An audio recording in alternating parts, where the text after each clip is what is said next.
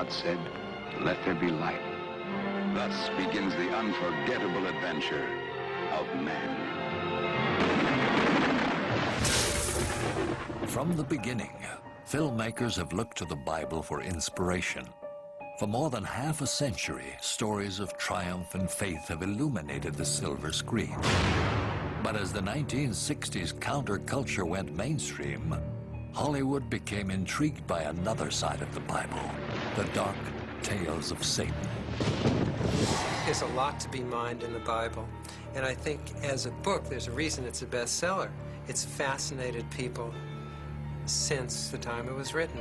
It's inspiring, it's scary, it's consoling, and it's forewarning. In 1968, director Roman Polanski released Rosemary's Baby, the tale of a suburban housewife who conceives the devil's son. Audiences were shocked by the story's simple premise and flocked to see the film. I suppose it would scare Christians to think that these things are happening and they don't know about them. These were just, you know, the people next door, you know, the nice little old lady that lives in the apartment next door, and who knows what they do behind closed doors. 3 years later, in 1971, William Peter Blatty's novel, The Exorcist, was published. A story about demons in our midst. The novel stayed on the bestseller list for over 60 weeks. Released in 1973, the film version of the story terrified moviegoers with its tale of a little girl inhabited by deadly demons. The Exorcist became a bona fide blockbuster, and the film earned over $100 million in its first theatrical release. Ironically, The Exorcist's popularity coincided with a growing interest in Christianity and religious fundamentalism. You know, the hippie generation, a lot of them came to Christ. And as they began to look at the scriptures, they saw these prophecies. Contained in the Bible's book of Revelation were prophecies written by one of Jesus' apostles that offered grim predictions about the end of the world.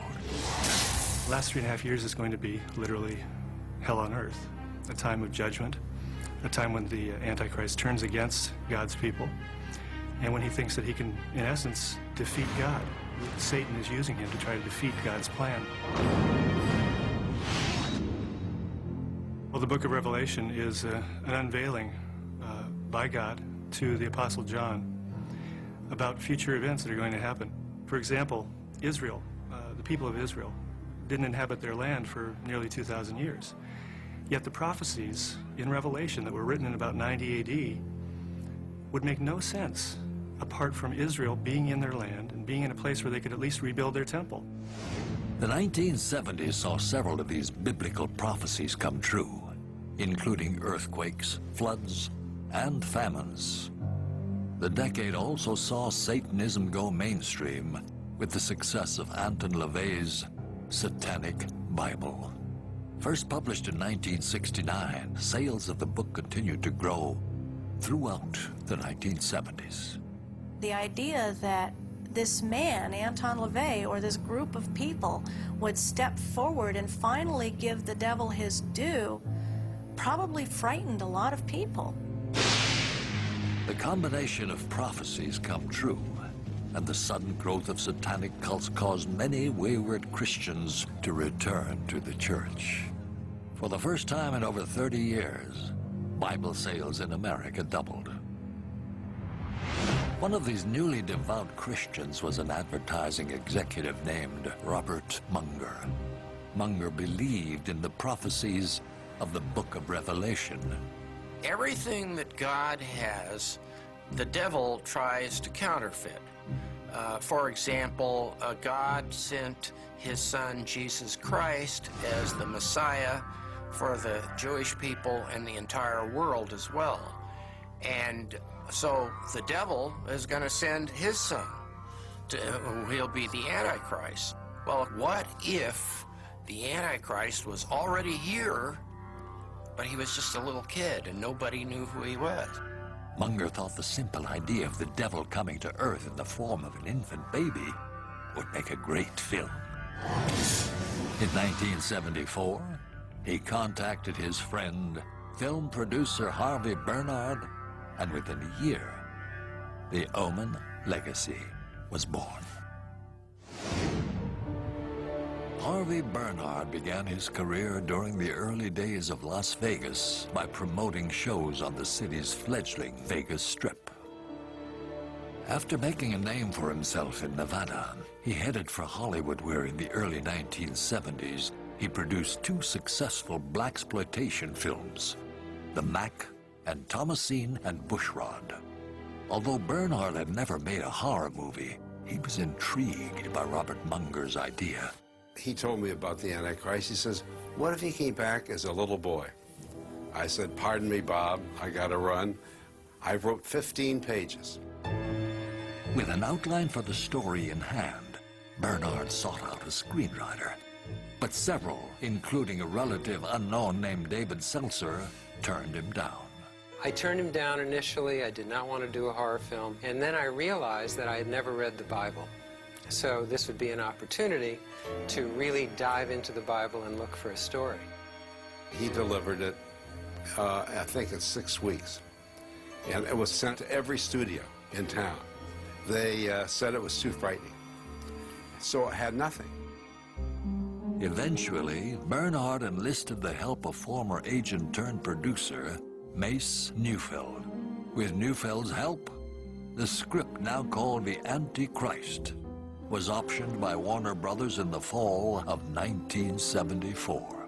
We made a deal with Warner's and worked for about a year, trying to polish the screenplay, cast it. There was a director attached at Warner's. But Warner Brothers was also developing a sequel to its 1973 hit, The Exorcist. Fearing that the Antichrist's religious themes were too similar, Warner Brothers put the film on hold. We had a clause in the contract that said that if Warner Brothers didn't start in 1 year, we got the picture back.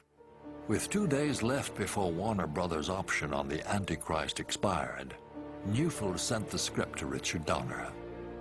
Donner was a veteran director of hit television shows like Get Smart, Kojak, and The $6 Million Man. He was now looking to make the switch to feature films. He said, there's a project called The Antichrist. It's been at every studio in town, and it's been turned down, rejected. It's at Warner's, and they're going to drop it Monday. And I said, what are you calling me for? He said, I think it's a good script. So he sent it over to my house, and I read it. Donner was so captivated by the script that he immediately called Alan Ladd Jr.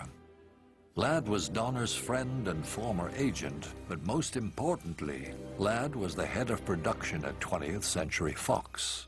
I said, I just read this great script. The potential's all there, and Warner's is putting in turnaround on Monday.